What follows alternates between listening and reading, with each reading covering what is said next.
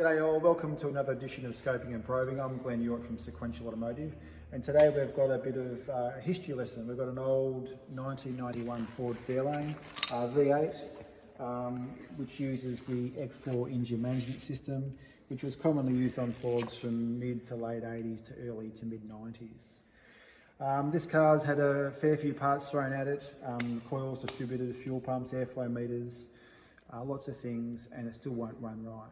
The problem is it starts, runs rough, no acceleration, almost like a limp mode in the day, but it's they don't have limp mode, but lots of parts have been thrown at it and it still has the same issue.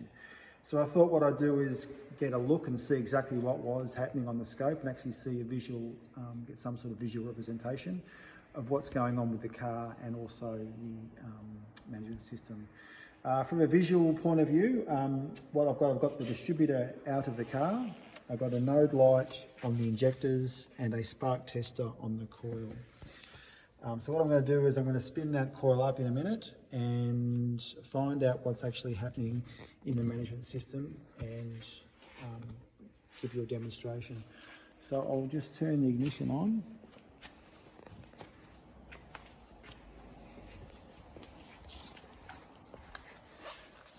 So what I'm going to do here is I'm going to spin the distributor with a drill, which obviously simulates the RPM signal going to the computer, which will then fire the coils and the injectors. If you're going to try this, just make sure we've disconnected the fuel pump, which is just a plug in the boot, because this system also, when you power up the engine management relay, it powers up the fuel pump relay. So you'll continually be spraying fuel into the cylinders, flooding the cylinders and filling the sump full of fuel. So I've disconnected the fuel pump, so there's no fuel pressure, because the injectors are going to constantly fire with the actual spark. So I'll show you visually what happens. I'll turn the light off to make it easier for you to see. But as I'm spinning up the drill onto the shaft of the distributor, you'll see the distributor spin round and also the coil fire with the node light in the injector. Okay, so that's pretty much what it does there. If we look on the scope now, we'll take a photo or a screenshot of that, and I will just talk you through what we've got up here on the scope. So channel 1 is our PIP signal coming out of the distributor going to the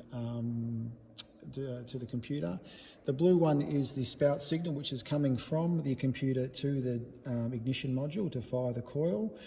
The gold or yellow trace is actually injector firing, and the green signal is our ignition spark coming from our coil. So as you can see there, everything is working pretty much as it should, as it was out there with the node light and also the spark tester. Okay, so I'll show you firstly on the car with the simulated cranking and running with the help of the drill, which will spin the distributor. I've got a spark tester on the outlet of the coil and also a node light on one of the injectors. So I'll turn the light off so it's easy to see. But when I spin this up with the drill, okay, you can see a nice spark firing and also the injector pulse firing there. If I increase the revs, you'll see that the node light will now flash, change its pitch to multi-point rather than continuous, and you can see there's a nice little spark there as well. However, if I increase those revs as I speed the drill up, you'll see that dropping out, okay? If I slow it back down again, it might come back. Speed up again, and then just drops out. So what that tells me is that there's something going on there intermittently. For some reason it's not liking it and it gets to a certain RPM and it just drops out and cuts out. I'll now do that same test on the scope so I can actually show you the inputs and outputs of the distributor and also the computer and try and get some better understanding of what's going on. So I'll turn the scope on.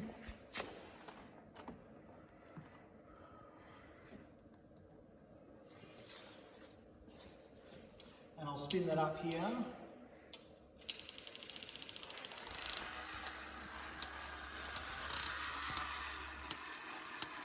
It's playing up more than it should. Okay, so that's regular. If I increase that slightly, okay, we now go over to the scope.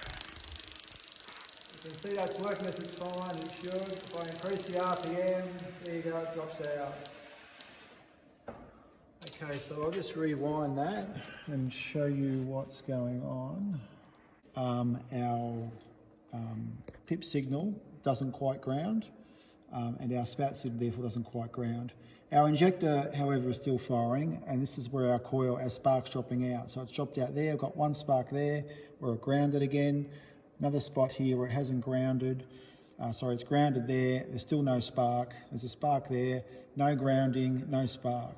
So it seems to be related to our pip signal and our spout signal. So what's happening there is our pip signal is going to the computer, and it looks like our computer is losing the dwell control and not firing and then intermittently coming and going.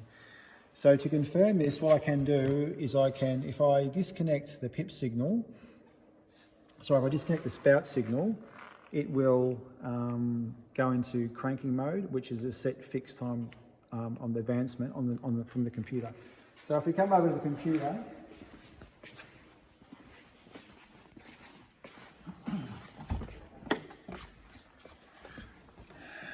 this terminal here is our spout connector. If I disconnect that, that means there is no advanced dwell timing going back to our module to help fire the coils. So I'll spin that back up now without our spout signal, and I'll show you on the scope. Okay, I'll show you on the car first.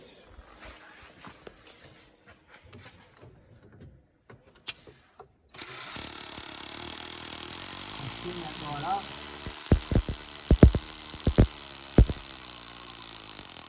Nice big fat spark. And if we go back to the scope which was running, okay, so what we've got here is we've disconnected our spout signal. This is our pip signal. It's actually a little bit because I was going so fast. I'll see if I can get it slowing down a little bit.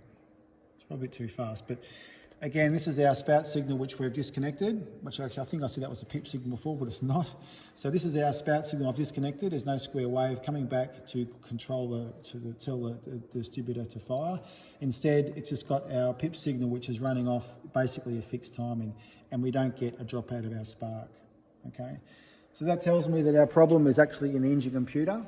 It's getting its signal from the distributor to the computer. The computer's not advancing that dwell timing, setting it back to fire the coil. It's just dropping out intermittently. Thanks for watching this episode of Scoping and Probing, and we'll see you next time.